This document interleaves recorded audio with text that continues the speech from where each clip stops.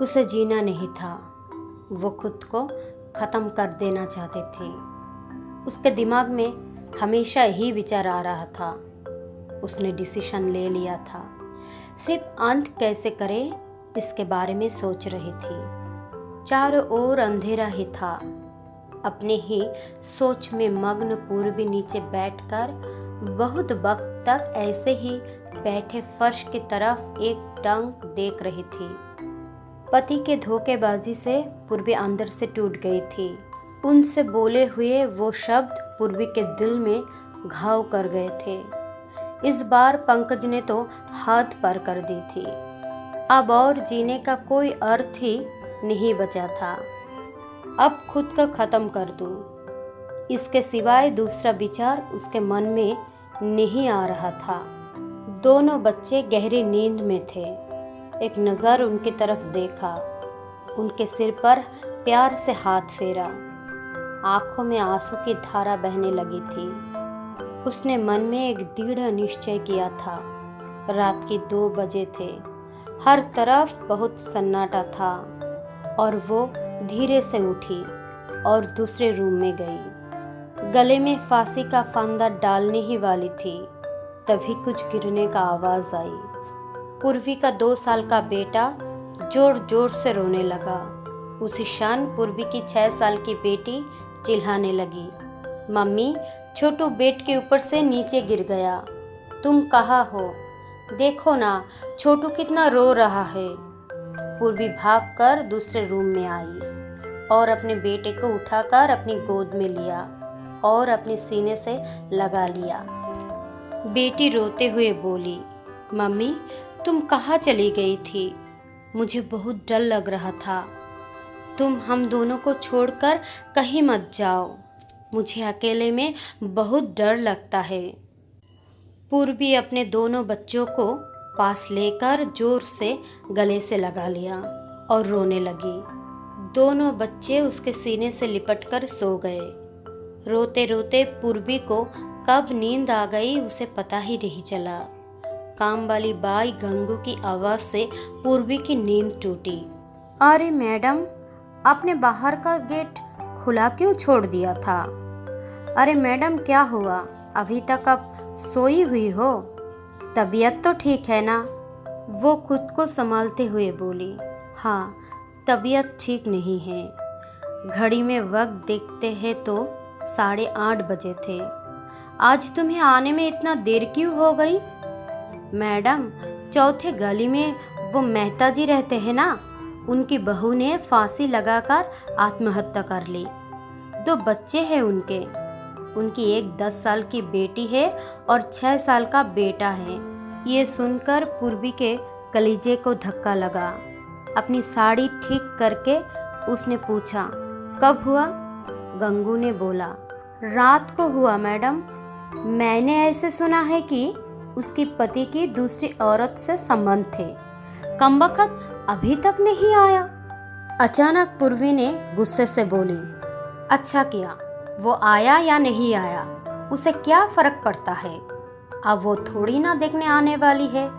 ये सुनकर गंगू पूर्वी के कान के पास आई और धीरे से बोली, मैडम, मैं अनपढ़ गवार हूँ और घर घर में जाकर झाड़ू पोछा करके मेरा पेट भरती हूँ और आप पढ़े लिखे हुए लोग हो। भले ही मैं आपसे उम्र में बड़ी हूँ, जीवन का अनुभव आपसे थोड़ा ज़्यादा है। आजकल साहब और आपके बीच जो चल रहा है वो ठीक नहीं है। मुंह बंद था, फिर भी मेरे कान खुले रहते थे। मैं एक औरत हूँ और औरत के दुख मैं भी समझती हूँ। इसलिए मुझे आपको एक बात बतानी है। आत्महत्या ये कोई भी समस्या का समाधान नहीं हो सकता। जिंदगी में उतार चढ़ाव तो होती ही रहती है। इसका मतलब ऐसा नहीं कि आप अपनी जान दे दो। मैडम जी, कभी कभी आदमी अपना रास्ता भटक जाता है, पर अंत में घूमकर अपने ही घर वापस आता है। और जब नहीं आए तो भी क्या फर्क पड़ता है? आप किसके लिए मरना चाहती हो? जो आपको प्यार नहीं करता, जिसको आपकी थोड़ी सी भी परवाह नहीं हो, उसके लिए आप जी नहीं सकती। जो आपसे प्यार करते हैं, जिसको आपके कदर हो, आपके माता पिता जो आपसे बहुत प्यार करते हैं, आपके बच्चे जिनको आपकी ज़रूरत है। गंगू का बोलना सुनकर पूर्वी की आंखों में से आंसू की धारा बहने लगी। पूर्वी गंगू को गले लगाकर रोने लगी। गंगू पूर्वी को पीठ पर से हाथ फेरते हुए सोफे पर बैठाती है और बोलती है, बुरा ना मानो तो एक बात बोलूं मैडम, खली दिमाग शैतान का घर होता है। अब घर में बैठकर फालतू बातें को सोचते हो। मैं आपके घर में काम करने के बाद मैं 9 से 3 इस वक्त स्कूल में झाड़ू लगाने जाती हूँ। वहाँ की प्रिंसिपल मैडम बहुत अच्छी है। आप तो पढ़े हुए हो, अगर आप बोलती हो तो मैं आपके लिए टीचर का काम करने का पूछूं क्या? आपका वक्त भी निकल जाएगा और मन भी लग जाएगा। इस पर पूर्वी चुप बैठी थी। कोई भी जवाब ना मिलने पर गंगू बोली, मैं आपके लिए चाय लेकर आती हूँ। और गंगू काम करने लग जाती है।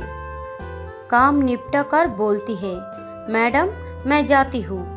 इतने में पूर्वी उससे बोलती है, रुको गंगू, तुम स्कूल में मेरे लिए पूछना, यदि संभव हो तो प्रिंसिपल मैडम का नंबर मुझे ला कर दो। गंगू के चेहरे पर खुशी का भाव दिखा। गंगू पूर्वी के पास जाकर बैठी और धीरे से बोली, मैडम मैंने दूसरे रूम में बेड पर स्टूल रखा हुआ देखा था। ऐसा आप कभी भी मत करना। ये आपके घर है, इसे बचाने को आपसे जो हो सके वो कीजिए। बिना लड़े आपने हार मान ली। गंगू पूर्वी के हाथ अपने हाथों में लेकर बोली, मैडम एक फिल्म में एक हीरोइन ने एक डायलॉग बोला था, लड़ाई लड़के जीती जाती है, मर के नहीं, क्योंकि मुर्दे कभी लड़ा नहीं करते। गंगू हाथ नचाते हुए ऐसे बोलने लगी। ये देखकर पूर्वी को बहुत हंसना आया। गंगू का बोलना सुनकर पूर्वी का मन हल्का हो गया और उसने एक नई आशा की किरण भी दिखी। वो अलमारी में से अपने सर्टिफिकेट निकालने लगी।